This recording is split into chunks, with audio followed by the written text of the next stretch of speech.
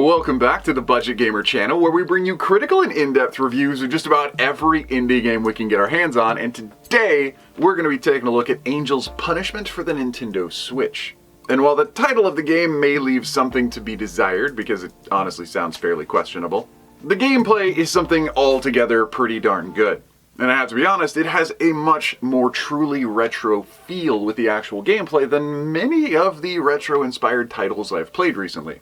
But getting into the story for Angel's Punishment and where it gets its title, our main character, an angelic paladin, felt like he got a message from God that he needed to go down and rescue the mortal world. But apparently only the archangels are allowed to get messages from God, and no angel at all is allowed to interfere with the mortal coil. And so, deciding to go and interfere anyway, he takes his punishment like a champ, has his wings stripped off, and shoved down to Earth. And this is where we take over the game. And like a truly authentic retro action platformer, we have very little to go on besides that, and really no game directions or any sort of tutorial other than the ability to move and jump, and occasionally when you might pick up a new ability. And so it'll be up to you as the player to scour the environment, figure out how to use the map, slay the consistently respawning mob enemies, crush bosses, and of course, save the world. And if you're already thinking of abilities, large maps, boss fights, unlockable areas, this is definitely a Metroidvania, then you're not far off the mark, so I apologize to anyone who's kind of getting tired of the swarm of Metroidvanias flooding the eShop. But to be perfectly honest, it doesn't quite feel like one, even though it does have all of those telltale traits. It really does feel like very straightforward retro action platformer. And that's not just nurtured by the graphic design choices, but in the actual gaming mechanics. Random mob enemies do respawn every time you clear a screen and re-enter a room. And while they only take a couple of hits apiece, every single different enemy does require a different engagement strategy. Which arguably does take a little bit of time to handle and is quite satisfying when you can trounce one that was previously kicking your rear and pull it off without taking a hit. The character controls are incredibly tight and incredibly precise, allowing for a lot of very nuanced character control. And that combined with the fact that you don't have a level up system in the game, and even though you do gain new abilities, where you really see the evolution of gameplay is in the upgrades to your items, your health, and your MP. And that's probably one of my favorite things about Angel's Punishment is the RPG element of equipment upgrades is really true to the old school aesthetic.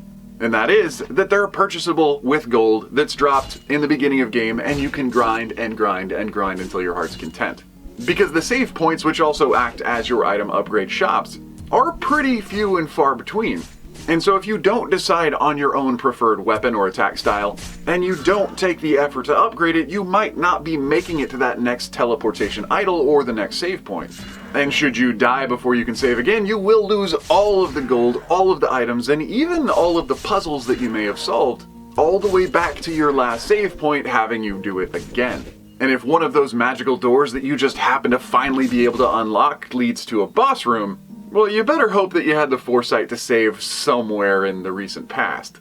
Because bosses most certainly act as gatekeepers, not only metaphorically, keeping you at your place until you're strong enough to beat them, but also quite literally, because if you look at the game's map, it only takes up a small corner of the screen, letting you know there's a lot more to explore in the game. And generally it will be the bosses keeping those gates to the new areas that not only change the aesthetic, but introduce a whole portfolio of new types of enemies that will require new engagement strategies.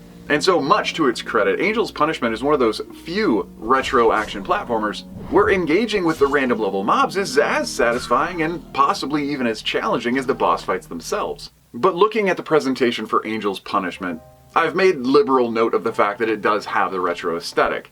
But I am really happy that the developers took the time to have multiple layers of the screen with foreground elements and background elements, and that they took the time to have really good work on their animation. Because even with such a low pixel count, it just made you feel that there's so much more quality hidden in the game. Every single movement is well scripted and every single enemy attack is well telegraphed, you just have to learn how to read it. The audio package of the game really didn't stand out too much to me though, and honestly that's not a negative thing. Angel's Punishment, after all, can be quite punishing with its highly distant checkpoints. And you don't really need a soundtrack that drives the perilous anxiety that's already well represented in the game. And so having a background style music that kept you engaged but didn't quite overrun your emotions, I thought was really well suited. But there are a few things, as with generally every single gaming experience, that a player might want to know before diving into it. And first off is probably the fact that this is actually, though it is titled as an action platformer slash other on the eShop, quite succinctly a Metroidvania inspired game. So if you don't like platforming and combat and requiring abilities to move forward and you just want to blaze through it like a true action platformer, well, there are going to be locked doors and a couple of simple puzzles to solve. And most certainly you will require certain abilities that can only be gained through certain circumstances to make it past a couple different locked doors. And so the backtracking and map exploration is real. And personally, I think it took almost an hour playing through the game to even get to the first boss because I wasn't quite sure where things were. And just like a really old school Metroidvania game, it's one of those where you're gonna have to be really working hard to remember where things are at so that you can use them later. Thankfully, Angel's Punishment does have a map, and it does get updated as you find things such as locked doors, teleportation stations, save points, and even puzzles. Everything will be noted on the map. You'll just have to remember what locked door was locked for what reason. Other than that though, and something that a lot of newer gamers might not actually be aware of for truly old school games, is that the combat is fairly nuanced. Different weapons have different attack ranges and different attack arcs, such as the axe that swings overhead and the sword that goes straight out to the front. Ergo, you won't just be able to mindlessly hack and slash your way from boss room to boss room. You will have to take time to learn each enemy or you won't make it very far. And so if you're expecting Angel's Punishment to be more of a hack and slash style action platformer, then it's quite possible you might almost get to the level of roguelike frustration. And again, I have to admit that I died multiple times in the beginning before I ever even found the next save point, because I wasn't really taking the game too seriously. And I didn't really understand how much nuance there really was, not only to the combat, but character controls and actionable item upgrades. And so taking a step back and looking at Angel's Punishment for what it really is, it's much more than I expected. And honestly, it was a bit of fresh air compared to some of the shovelware I've had to suffer through recently.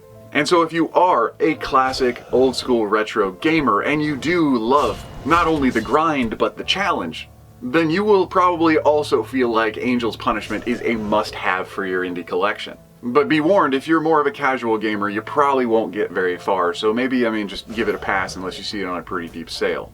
It's not Dark Souls difficult by any stretch of the imagination, but it's certainly not casual. But anyway, that does about bring us to the end of the review of Angel's Punishment, now on the Nintendo Switch. So if you enjoyed the review, or especially if you found it helpful, feel free to throw us a like or a comment, show your support, and don't forget to hit that little bell icon when you subscribe to stay updated with the latest content, because there are literally thousands of indie games out there, and new and unique ones are coming out every single day. And as we are covering 2 indie games a week, chances are, whether it's an easy hard pass or an absolutely unforgettable gem, you're probably going to find out about it right here. But anyway, this has been The Budget Gamers. As always, thanks for watching.